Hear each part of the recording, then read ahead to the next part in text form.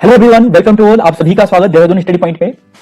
दोस्तों, Uttarakhand previous year के practice set हम आपके लिए सेट 2 लाए हैं। यहाँ पे कुल हम आपके सामने जो आयोग द्वारा यानी यूकेएसएससी द्वारा और यूकेपीएससी द्वारा लगभग 4000 प्रश्नों से ज्यादा जो आपको प्रश्न पूछे गए हैं, वह प्रश्न हम आपके सामने रखने वाले हैं।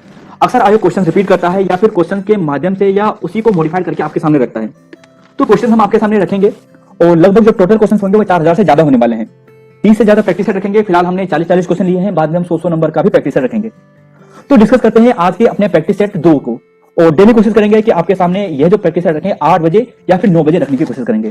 पिछली बार हमने 9 बजे रखा था, तो आज हम यहाँ पे 8 PM पर रखेंगे और आगे भी हम 8 PM पर रखने की कोशिश करेंगे। क्वेश्चन नंबर 1 है कि निम्नलिखित व्यंजनों में से सही कर्म है। आप यहाँ पे देख सकते हैं कि इसका सही कर्म कौन सा होगा। Option A, B, C, D या डी। ये यूकेएसएससी द्वारा पूछा गया है और इसका जो राइट आंसर है वह ऑप्शन नंबर डी, यानी का वर्ग, चा वर्ग, टा वर्ग और पा वर्ग। देखिए दोस्तों, आप में से बहुत से स्टूडेंट नए होंगे और कुछ स्टूडेंट पुराने भी होंगे। तो पुराने स्टूडेंट तो यह करें कि जब आपके सामने ये क्वेश्चन रखे जा रहे हैं, इनको और भी मॉडिफाइड तरीके से देखें, इनके जो और भी आयाम है वह भी आप समझें। और जो नए स्टूडेंट है वे भी अगर कोशिश कर सकते हैं तो देखें, नहीं तो इन्हें ही याद करने की कोशिश करें। तो क्वेश्चन नंबर 1 का तो राइट आंसर हो गया, option number D is the right answer. Question number 2 है दोस्तों कि जिसके रूप में कोई भी विकार ना आए, जो सदैव एक सा रहे, वह शब्द कहलाता है। क्रिया विशेषण, संज्ञा, स्वनाम या अव्यय। तो दोस्तों इसका जो राइट आंसर है वह ऑप्शन नंबर डी, यानी अव्यय। और अव्यय का मतलब ही हुआ यानी अव्यय, यानी जो व्यय ना हो, यानी जिसमें कोई भी विकार ना हो, तो वह कौन सा होगा? अव्यय होगा। तो option number D is the right answer. Question number 3 है दोस्तों कि निम्नलिखित में से जो वर्ण विच्छेद है इसका सही शब्द बताना है। आप यहाँ पे देख सकते हैं ऊ धन आधा जा, फिर आधा जा, वा, आ, ल और आ। तो इसका जो सही शब्द होगा वह कौन सा होगा? तो दोस्तों option A, B, C, D इनमें से जो राइट आंसर होगा, पहले तो ए इसका बिल्कुल गलत होगा, ऑप्शन सी भी बिल्कुल गलत होगा। अब आपके पास ऑप्शन 2 बच जाते हैं, एक है उज्ज्वल, उज्ज्वल और एक है उज्ज्वल। तो इसमें से सही कौन सा होगा? दोस्तों इसका जो राइट आंसर है वह option number D. Next student देखिए दोस्तों, अगर यहाँ पे हम बात करते हैं जैसे ऊ धन जा, अगर यहीं पर हम प्लस आ करती है और फिर यहाँ पे प्लस वाह होता जो हलंत वाला है, यानी आधा वाह होता, तब यहाँ पर जो राइट आंसर होता वह कौन सा होता? वह होता ऑप्शन बी। लेकिन यहाँ पे जा के बाद सीधा वाह है, तो वाह का जो इसका राइट आंसर होगा वह होगा ऑप्शन नंबर डी, यानी उज्ज्वल। तो इन छोटी बातों को दोस्तों देखना पड़ेगा। कौन सा शब्द बहुवचन है? दूध, प्राण, गेहूं या इनमें से कोई नहीं। तो दोस्तों एक चीज आपको बता दें, कोई भी मैक्सिमम शब्द की बात करें, जो मैक्सिमम अगर द्रव्यवाचक संज्ञा का प्रयोग कहीं पे होता है तो वह हमेशा एक वचन में होता है। तो दूध वगैरह हो गया, पानी हो गया, कोल्ड ड्रिंक वगैरह हो गया, शरबत हो गया, तो यह हमेशा एक वचन में आएंगे।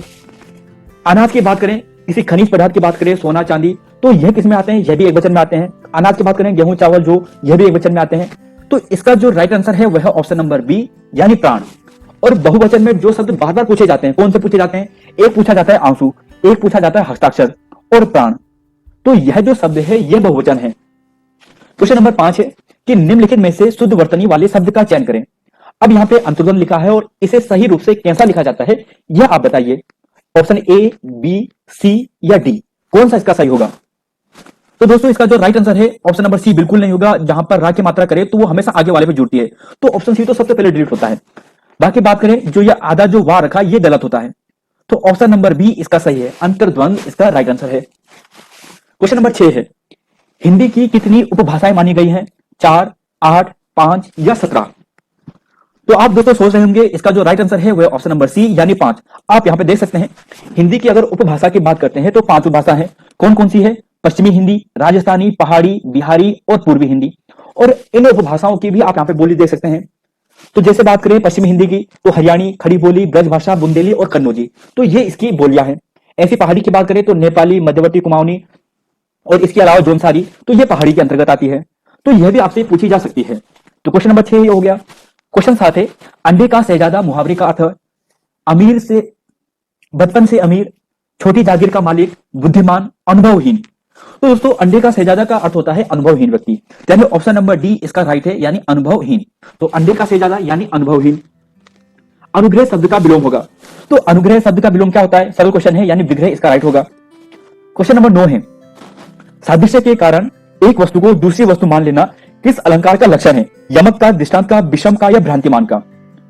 अब दोस्तों आप सभी सबसे पहले तो जो डिलीट करेंगे वो करोगे यमक अलंकार, और फिर कंफ्यूज होंगे आप भ्रांतिमान में और दृष्टांत में, जो नए स्टूडेंट है स्पेशली। तो यहाँ पे इसका जो राइट आंसर है वह ऑप्शन नंबर डी, यानी भ्रांतिमान। यानी जहां पर सादृश्य के कारण किसी वस्तु को दूसरी वस्तु ही मान लेते हैं वहां पे भ्रांतिमान होता है। और दृष्टांत की बात करें तो दृष्टांत कहां पे होता है? दृष्टांत वहां पे होता है जब आप कोई बात कहते हैं और उसे कंफर्म कराने के लिए किसी और उदाहरण का आप यूज करते हैं। यानी बात करें जहां पर किसी बात को स्पष्ट करने के लिए सादृश्य मूलक दृष्टांत, यानी ये बात करें कि उदाहरण सहित हम वहां पे समझाते हैं, तो वहां पर जो अलंकार होता है वो होता है दृष्टांत अलंकार। जैसे इसका एक एग्जांपल है कि जो रहीम उत्तम प्रकृति का कर सकत कुशांग, और चंदन विश्व व्यापक नहीं लिपटे रहते भुजंग। तो यहाँ पर तो पहले उत्तम जो व्यक्ति है उसके बारे में बताया जाता है कि कोई भी जो अच्छा व्यक्ति होता है वो बुरी संगत में नहीं पड़ता है, और उसका उदाहरण किसके माध्यम से देते हैं, जैसे कि चंदन की जो वृक्ष होता है उसमें सांप लपेटे रहते हैं, तो उस पर कोई प्रभाव नहीं पड़ता, यानी उदाहरण दिया वहां पे।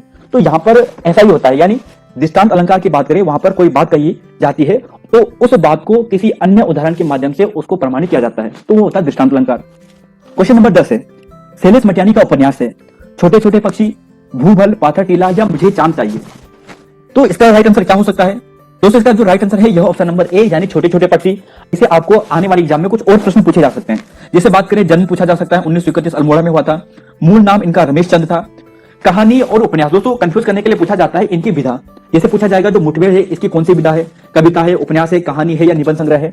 तो उपन्यास की बात करें शैलेश मटियानी जी की, तो बोरीवली से बोरी बंदर, कबूतर खाना, चौथी मुट्ठी, चिठिर सेन, और सबसे इंपॉर्टेंट है जैसे मुठभेड़, छोटे छोटे पक्षी जो आयोग ने यहाँ पे पूछा था। और कहानी की बात करें तो महाभोज, दो सुखों का एक सुख, पोस्टमैन, प्यास और पत्थर, चील, भविष्य और मिट्टी, जंगल में मंगल, बर्फ की चट्टानें और मेरी 33 कहानियां। तो ये शैलेश मटियानी की कहानी है। और सबसे इंपॉर्टेंट की बात करें दोस्तों जो एग्जाम में पूछी जाती है वह पत्रिकाएं। शैलेश मटियानी जी ने 2 पत्रिकाओं का संपादन किया, एक है विकल्प पत्रिका और दूसरी है जनपक्ष पत्रिका। तो क्वेश्चन नंबर 10 का जो राइट आंसर है वह ऑप्शन नंबर ए। अगले क्वेश्चन की बात करते हैं, क्वेश्चन नंबर 11 है, खेतड़ी किस उद्योग के लिए प्रसिद्ध है? तो इसका आंसर दीजिए दोस्तों, क्या इसका राइट आंसर होगा? तांबा, एल्युमिनियम, सीसा या जस्ता? तो दोस्तों इसका जो राइट आंसर है वह ऑप्शन नंबर ए, यानी तांबा। तो खेतड़ी जो उद्योग है वह किसके लिए प्रसिद्ध है? तांबा के लिए है। खेतड़ी कहां पर है? राजस्थान के झुंझुनू जो जिला है वहां पर आपको मिलेगा। एफटीपी की फुल फॉर्म क्या है? Option A, B, C, D आपके पास है। File transfer protocol, file transmission protocol, file transmission processing.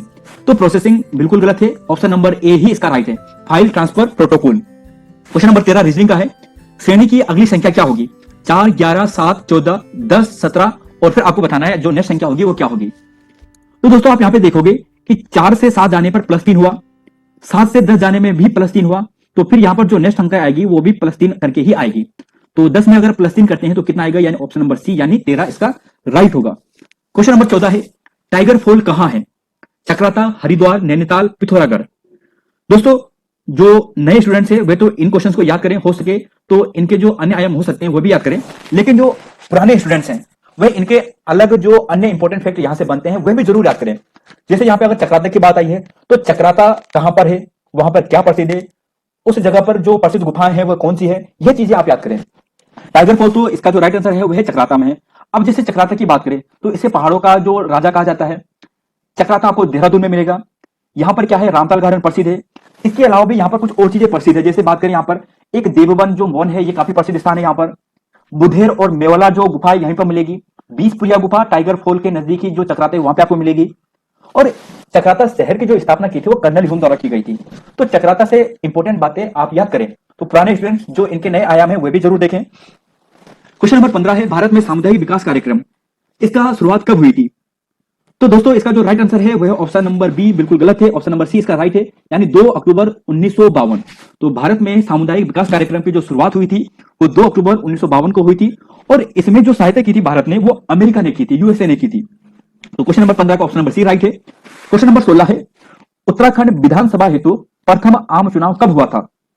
दोस्तों इसका जो राइट आंसर है वो यही है जो आज के समय हुआ था, यानी अभी हाल ही में 2022 में भी चुनाव हुए। और 2022 में जो चुनाव हुए कब हुए? 14 फरवरी को हुए। तो 14 फरवरी 2002 इसका राइट आंसर है। और 2022 का भी पूछा जाए तो 14 फरवरी ही है। तो क्वेश्चन नंबर 16 का right answer option number C है। क्वेश्चन नंबर 17 है, अच्छा क्वेश्चन है, टॉप लेवल का क्वेश्चन है, भारत के प्रथम टेस्ट ट्यूब बेबी का जन्म कब और कहां हुआ? अगर जिसे ये मालूम हो कि कौन सा शहर है तो अन्य ऑप्शन को आसानी से कर सकता है। तो दोस्तों इसका जो राइट आंसर है वह मुंबई है, यानी ऑप्शन नंबर सी है। और जो पहली टेस्ट ट्यूब बेबी थी भारत की वो थी हर्षा चावड़ा। और हर्षा चावड़ा का जो जन्म हुआ था वो 6 अगस्त 1986 को हुआ था। तो 17 को जो राइट आंसर है वो ऑप्शन नंबर सी, साइजोफ्रेनिया संबंधित है। दोस्तों साइजोफ्रेनिया की बात करें तो एक मानसिक रोग है। और इस रोग के कारण जो मनुष्य होता है वो जो मानसिक स्थिति है वो अपनी खो देता है, यानी वह भूलने की बीमारी हो जाती है, समझ नहीं आता कि उसे क्या करना है, स्वयं को अकेला महसूस करता है। तो साइजोफ्रेनिया क्या है? एक मानसिक रोग है, ऑप्शन नंबर सी इसका राइट है। अगला क्वेश्चन है, ये सभी क्वेश्चन दोस्तों यूकेएससी ने पूछे हैं और वही क्वेश्चन हम आपके सामने रखे हैं। मांडू के प्रसिद्ध किले का निर्माण किसने करवाया था? हुसैन शाह ने, बाज बहादुर ने, मोहम्मद शाह ने या इनमें से किसी ने नहीं? तो दोस्तों इसका जो राइट आंसर है वह ऑप्शन नंबर ए यानी हुसैन शाह द्वारा। मांडू जिसे जहाज महल भी कहते हैं, यह मध्य प्रदेश में आपको मिलेगा और इसका निर्माण हुसैन शाह द्वारा कराया गया था। और जो यहाँ पर बाज बहादुर है और इसके अलावा बात करें यानी रानी रूपमती की, उनके प्रेम की गाथा के लिए यह जो किला था काफी प्रसिद्ध था। तो क्वेश्चन नंबर 19 का जो राइट आंसर है वह ऑप्शन नंबर ए है। क्वेश्चन नंबर 20 है, एक दिन में कितनी बार घड़ी की सुइयां सीधी होती है? 44 बार, 22 बार, 24 बार या 48 बार? अब जिसने ये क्वेश्चन नहीं पढ़ा है यानी रीजनिंग वाला नहीं पढ़ा है तो उसके लिए काफी टफ है, लेकिन है ये बड़ा सरल क्वेश्चन। तो दोस्तों इसका जो राइट आंसर है वह ऑप्शन नंबर बी यानी 22। अब दोस्तों यहाँ पर ये बात करें, जैसे ये हमारे पास घड़ी है और घड़ी कितनी बार सीधी होती है? सीधी होने का मतलब है एक दूसरे के बिल्कुल अपोजिट होती है, यानी 180 डिग्री पे होती है। और 180 डिग्री पर यह 12 घंटे में 11 बार होती है, यानी 12 हावर की बात करें तो 12 हावर में 11 बार, और यानी और अगले 12 घंटे की बात करें तो अगले 12 घंटे में भी कितनी बार होगी? 11 बार, तो टोटल 22 बार। तो कब नहीं होती है? 12 घंटे में बात करें तो 6 से 7 के बीच में जो ये घड़िया की जो सुइयां हैं एक दूसरे के विपरीत नहीं होती है। तो 12 घंटे में एक बार नहीं होगी और फिर अगले जो 12 घंटे होंगे वहां पर भी नहीं होगी, तो 2 घंटे यानी 2 बार मिस हो चुके हैं। तो टोटल 22 बार जो घड़ी की सुइयां है आपस में विपरीत होती है। तो ऐसे प्रश्न पूछे जा सकते हैं। क्वेश्चन नंबर 21 है, रामकृष्ण मिशन के संस्थापक कौन है? स्वामी राममोहन। क्वेश्चन नंबर 21 है, रामकृष्ण मिशन के संस्थापक कौन थे? राजा राममोहन राय, स्वामी दयानंद सरस्वती, स्वामी विवेकानंद। तो सही आंसर है ऑप्शन नंबर सी यानी स्वामी विवेकानंद। और रामकृष्ण मिशन की स्थापना की बात करें तो प्रश्न बन सकते हैं आने वाले एग्जाम में कि कब हुई थी, तो इसकी एग्जैक्ट तिथि आपको ध्यान रखनी है, वह है 1 मई 1897 को। तो 1 मई 1897 को बेलूर मठ जो कलकत्ता है वहां पर रामकृष्ण मिशन की स्थापना स्वामी विवेकानंद जी द्वारा की गई थी। क्वेश्चन नंबर 22 है, बिहार बंगाल से अलग कब हुआ था? 1910, 1921, 1912 या 1947? तो दोस्तों इसका जो राइट आंसर है वह ऑप्शन नंबर सी यानी 1912। बिहार बंगाल से अलग हुआ था 1912 में। अगला क्वेश्चन है, पिट्यूटरी जो ग्रंथि है अत्यधिक स्राव होने से बच्चों पर क्या प्रभाव पड़ता है? तो पिट्यूटरी जो ग्रंथि अगर अधिक स्रावित होता है तो इसका जो प्रभाव पड़ता है वो लंबाई पे पड़ता है। तो इसका जो राइट आंसर होगा वह होगा लंबाई में वृद्धि।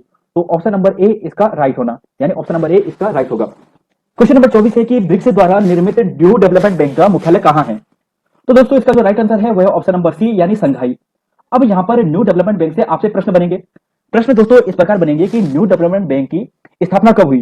तो 2014 में जो ब्राजील है वहां पर इसकी घोषणा हुई थी, वहां पर साइन हुए थे, और 2015 में इस बैंक की स्थापना हुई थी। इसके जो मेंबर होंगे वो 5 मेंबर थे पहले, लेकिन अब वर्तमान में 9 देश इसके शामिल है। 5 देश तो ब्रिक्स हो गया, यानी जो ब्रिक्स यानी BRICS हो गया, यानी ब्राजील, रशिया, इंडिया, चाइना और साउथ अफ्रीका। इसके अलावा अगर बात करें तो बांग्लादेश आ गया, और बांग्लादेश के अलावा दोस्तों बात करें तो UAE आ गया। UAE की बात करें, इसके अलावा बात करें एक आ गया जो मिस्र हो गया यानी इजिप्ट हो गया, और इजिप्ट की बात करें तो एक आ गया उरुग्वे।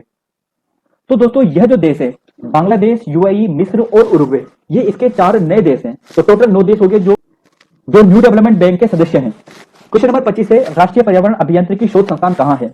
देहरादून, कोलकाता, नागपुर या शिमला? तो दोस्तों अगर राष्ट्रीय पर्यावरण अभियांत्रिकी शोध संस्थान की बात करें, अगर हम इसे इंग्लिश में पढ़ें तो national environment engineering research institute यानी नीरी। तो इसकी जो स्थापना हुई थी वो अभी बताएंगे, लेकिन इसका जो हेडक्वार्टर है आपको कहां पे मिलेगा? ये नागपुर में मिलेगा, और इसकी जो स्थापना हुई थी वो 1958 में हुई थी, यानी 1958। तो ऑप्शन नंबर सी इसका राइट है। क्वेश्चन नंबर 26 है, रेपो रेट का तात्पर्य क्या है? वह दर जिस पर रिजर्व बैंक कमर्शियल बैंकों को पैसा देता है, या वह दर जिस पर रिजर्व बैंक कमर्शियल बैंकों से पैसा उधार लेता है? तो दोस्तों इसका जो राइट आंसर है वह ऑप्शन नंबर ए यानी वह दर जिस पर रिजर्व बैंक कमर्शियल बैंकों को पैसा देता है। अब यहीं पर अगर ऑप्शन नंबर बी की बात करें तो रिवर्स रेपो रेट है, यानी रिजर्व बैंक जब कमर्शियल बैंकों से जो अन्य बैंक से अगर पैसा उठाता है तो वहां पर आता है रिवर्स रेपो रेट। तो ऑप्शन बी इसका राइट होता, लेकिन रेपो रेट पूछा है तो option number A is the right answer. Khudiram Bose का फांसी कब दी गई थी? तो खुदीराम बोस जी को जो फांसी दी गई थी वो मुजफ्फर में दी गई थी, और कब दी गई थी? वो 1908 में, 11 अगस्त 1908 को मुजफ्फरनगर में खुदीराम बोस जी को फांसी दी गई थी। तो 1908 इसका राइट आंसर है। अगला क्वेश्चन है, सत्यार्थ प्रकाश किस भाषा में लिखी गई? हिंदी, संस्कृत, मराठी या अंग्रेजी? तो दोस्तों संस्कृत बिल्कुल गलत है, इसका आंसर जो राइट आंसर है वह ऑप्शन नंबर ए यानी हिंदी। सत्यार्थ प्रकाश की बात करें तो दयानंद सरस्वती जी द्वारा लिखा गया था, और कब लिखा गया था? 1875 में लिखा गया था। तो 1875 में दयानंद सरस्वती जी द्वारा यह पुस्तक सत्यार्थ प्रकाश लिखा गया था, और उन्होंने यह जो पुस्तक लिखी थी केशवानंद जो थे, केशवानंद सेन थे, उनके कहने पर लिखी थी। तो 1875 ये हो गया। विश्व पर्यटन दिवस, तो सरल क्वेश्चन है दोस्तों, विश्व पर्यटन दिवस कब मनाया जाता है? 10 दिसंबर बिल्कुल नहीं, मानव अधिकार दिवस मनाया जाता है। इसका जो राइट आंसर है वह ऑप्शन नंबर सी यानी 27 दिसंबर। विश्व पर्यटन दिवस 27 सितंबर को। अब 27 सितंबर को विश्व पर्यटन दिवस मनाया जाता है, लेकिन अगर यहीं पर अगर आपसे पूछा जाए कि जो राष्ट्रीय पर्यटन दिवस है वो कब मनाया जाता है, तब आपका आंसर क्या होगा? तब आपका आंसर होगा 25 जनवरी को। तो 25 जनवरी की बात करें तो यहाँ पर क्या होता है, राष्ट्रीय, तो राष्ट्रीय जो पर्यटन दिवस है वो कब मनाया जाता है, तो राष्ट्रीय पर्यटन दिवस मनाया जाता है 25 जनवरी को। इंदिरा गांधी राष्ट्रीय मुक्त विश्वविद्यालय यानी इग्नू की बात करें, इसकी स्थापना कब हुई थी, 1983, 1984, 1985 या 1986? तो 83 84 बिल्कुल गलत है, 1986 भी गलत है, 1985 इसका राइट है। तो क्वेश्चन नंबर 30 का राइट आंसर हो गया option number C is the right answer. Question number 31 है, मानव अधिकारों का सार्वभौमिक घोषणा कब की गई थी, 10 दिसंबर 1947, 10 दिसंबर 1948, 10 दिसंबर 1949 या 1950? तो दोस्तों इसका जो राइट आंसर है वह ऑप्शन नंबर बी यानी 10 दिसंबर 1948 को। 10 दिसंबर 1948 को विश्व अधिकारों की सार्वभौमिक घोषणा की गई थी और ये कई बार पूछा जा चुका है, कम से कम 6 से 7 बार ये यूकेएसएससी ने पूछ लिया है। और इसकी बात करें तो इसके तहत 30 अनुच्छेद जोड़े गए थे। तो 30 अनुच्छेद किसके द्वारा जोड़े गए थे, इस जो सार्वभौमिक घोषणा की गई थी विश्व मानव अधिकारों की, 30 अनुच्छेद जोड़े गए थे कब, 10 दिसंबर 1948 को। क्वेश्चन 32 है कि जो दृश्यमान स्पेक्ट्रम है सर्वाधिक तरंगदैर्ध्य किस रंग की होती है, तो सर्वाधिक तरंगदैर्ध्य किसकी होती है, बैंगनी की सबसे कम होती है और सबसे ज्यादा किसकी होती है, वो लाल की होती है। तो option number C is the right answer. अर्धचालक आवर्त सारणी में किस समूह में संबंधित है, तो अर्धचालक आपको मिलेंगे जो आवर्त सारणी जो 14 है 14 के समूह में आपको मिलेगा। तो 33 का जो राइट आंसर है वो ऑप्शन नंबर सी। अब इसका आंसर बताइए, यदि शब्द जो यहाँ पे है इसका अगर इन अक्षरों को उलट दिया जाए तो कौन सा अक्षर अपनी स्थिति में यथावत रहेगा, GTEH। तो दोस्तों आप इसे कर सकते हैं, आपको ये नंबर वापस लिखना है, जैसे यहाँ से आप ऐसे लिखते जाओगे तो आपको जो इसका राइट आंसर मिलेगा वो मिलेगा टी अपने ही स्थान पर रहेगा। तो ऑप्शन नंबर बी इसका राइट है, आप करके देख लेना। नागपुरिया बोली उत्तराखंड के किस जिले में बोली जाती है, तो नागपुरिया बोली कहां पे बोली जाती है, चमोली में बोली जाती है। किस देश में भारत की अवशिष्ट शक्तियां ली गई है, यानी अवशिष्ट शक्तियों का जो सिद्धांत है वो कहां से लिया गया है, तो अवशिष्ट जो शक्तियां ली गई है वो कनाडा से ली गई है। दोस्तों अवशिष्ट शक्तियां उन शक्तियों को कहते हैं, देखिए आपने देखा होगा एक कुछ शक्तियां होती है केंद्र सरकार के पास, कुछ होती है राज्य सरकार के पास, लेकिन कुछ ऐसी शक्तियां भी हो सकती है, ऐसी बातें भी हो सकती है जो तो ना तो केंद्र सरकार के पास है ना ही अभी राज्य सरकार के पास है और अभी तक वे वर्तमान में प्रचलन में भी नहीं आए हैं। तो इस प्रकार की जो शक्ति होती है वो अवशिष्ट शक्ति आती है और उन शक्तियों पर कानून बनाने का जो अधिकार होता है वो किसके पास होता है, केंद्र के पास होता है। जैसे दोस्तों एग्जांपल के लिए आपको बताता हूं मैं क्रिप्टो करेंसी। अब क्रिप्टो करेंसी पर जो कानून बनाने का जो अधिकार है वो किसके पास है, केंद्र के पास है। अभी तक यानी इससे पहले क्रिप्टो करेंसी के बारे में कोई भी कानून नहीं था। अब इसके बारे में जो कानून बनाया जाएगा वो किसके अंतर्गत आएगा, वो केंद्र सरकार के अंतर्गत आएगा। तो क्रिप्टो करेंसी से संबंधित जो विवाद होगा वो अवशिष्ट शक्तियों के अंतर्गत आएगा, यानी जिसके बारे में अभी जानकारी नहीं थी। तो ऑप्शन नंबर डी इसका राइट है। क्वेश्चन नंबर 37 है कि ब्रिटिश काल में भारत की राष्ट्रीय आय का गणने का जो प्रयास किया था किसने किया था, तो सरल क्वेश्चन है, दादा भाई नेहरू जी इसका राइट आंसर है। और कब किया था आप ये बताइए। दोस्तों जो दादा भाई नेहरू जी द्वारा इसका जो किया गया था वो सबसे पहले किया गया था 1868 ईस्वी में। तो 1868 ईस्वी में दादा भाई नेहरू जी द्वारा जो सबसे पहले भारत की राष्ट्रीय आय की गणना की गई थी और इन्होंने जो गणना की थी वो कितनी की थी, 20 रुपए की थी। तो 20 रुपए दादा भाई नेहरू जी द्वारा सबसे पहले गणना की गई थी। 38वां क्वेश्चन है, कौन सा सुमेलित नहीं है, मेले हैं और आपको ये बताने हैं। सोमनाथ मेला माशी, बाठा का मेला कलियर, गन्नाथ का मेला ताकुला, खकोटी का मेला लोहाघाट। तो दोस्तों सबसे पहले तो बागेश्वर इसे चेंज कर दीजिए, ये अल्मोड़ा है। तो ये क्वेश्चन ऑप्शन नंबर सी और डी ये गलत हो गए। गन्नाथ का मेला ताकुला में लगता है, अल्मोड़ा में आपको मिलेगा, और खकोटी का मेला लोहाघाट में नहीं बल्कि ये आपको पौड़ी गढ़वाल में मिलेगा। और इस मेले की बात करें तो ये जो पांडव वंश है यानी युधिष्ठिर से संबंधित है। तो क्वेश्चन नंबर 38 का ऑप्शन नंबर डी और सी बिल्कुल है। क्वेश्चन नंबर 39 से भारत में प्रथम औद्योगिक नीति किस वर्ष लाई गई, तो इसका आंसर दीजिए दोस्तों, 1956, 1951, 1948 या 1950। यूकेएसएससी ने कई बार क्वेश्चन पूछ चुका है, कई बार रिपीट भी कर चुका है। इसका सही आंसर क्या होगा, 1950 बिल्कुल गलत है दोस्तों, 1948 इसका सही है। तो option number C is the right answer. और क्वेश्चन नंबर 40 है और लास्ट क्वेश्चन है, दी गई श्रृंखला में लुप्त संख्या क्या होगी। आपको यहाँ पे जो हाइट नंबर है पता करना है, 3, 12, 60, 75, 300 या 375। तो दोस्तों इसके क्रम की बात करें तो आप यहाँ पे देखोगे कि यहाँ पे जो संख्या आएगी इस प्रकार बनेगा, यानी मल्टीप्लाई 5 होगा, फिर यानी यहाँ पर जो मल्टीप्लाई होगा फिर 5 होगा, और यहाँ पर अगर आप देखो तो 3 से मल्टीप्लाई करने के लिए मल्टीप्लाई 5 और फिर यहाँ पर भी क्या होगा मल्टीप्लाई 5। तो यानी अगर 5 से मल्टीप्लाई 3 को करते हो तो कितना आएगा, 15 आएगा, और फिर 15 को 5 से मल्टीप्लाई करते हो तो 75 आएगा। तो यही इसका क्रम है। तो 3 × 5 यानी 15 इसका आंसर होगा। तो इसका जो राइट आंसर है वो आपको ऑप्शन नंबर 3 मिलेगा, 15 मिलेगा। आपको कुछ नहीं करना, मल्टीप्लाई 5 करनी है एक एक छोड़कर। अच्छा दोस्तों आज के क्वेश्चन उम्मीद है आपको काफी हेल्पफुल करेंगे, इसकी पीडीएफ भी आप ले सकते हैं। तो आपको मिलते हैं दोस्तों नई क्लास में, नई वीडियो में। आज उत्तराखंड की जो क्लासेस थी उत्तराखंड हिस्ट्री की वो नहीं बना पाया, कुछ काम था, कुछ जरूरी काम था। दोस्तों मैं आपके लिए कोशिश कर रहा हूँ कि जो हमने आप देखो पावर हमारा कंप्लीट होने वाला है, और पावर जैसे ही हमारा कंप्लीट होगा मैं आपके लिए 100 नंबर का प्रैक्टिस सेट तैयार कर रहा हूँ। तो 100 नंबर के प्रैक्टिस सेट तैयार करने में थोड़ा समय लग रहा है, इसलिए आज की क्लास नहीं ले पाया। तो जल्दी आपके सामने प्रैक्टिस सेट लाऊंगा 100 नंबर का, जो उत्तराखंड का पावर से संबंधित होगा, और उसकी पीडीएफ आप हमारे टेलीग्राम चैनल से ले सकते हैं। तो धन्यवाद दोस्तों, मिलते हैं आपको नई वीडियो में। जय हिंद।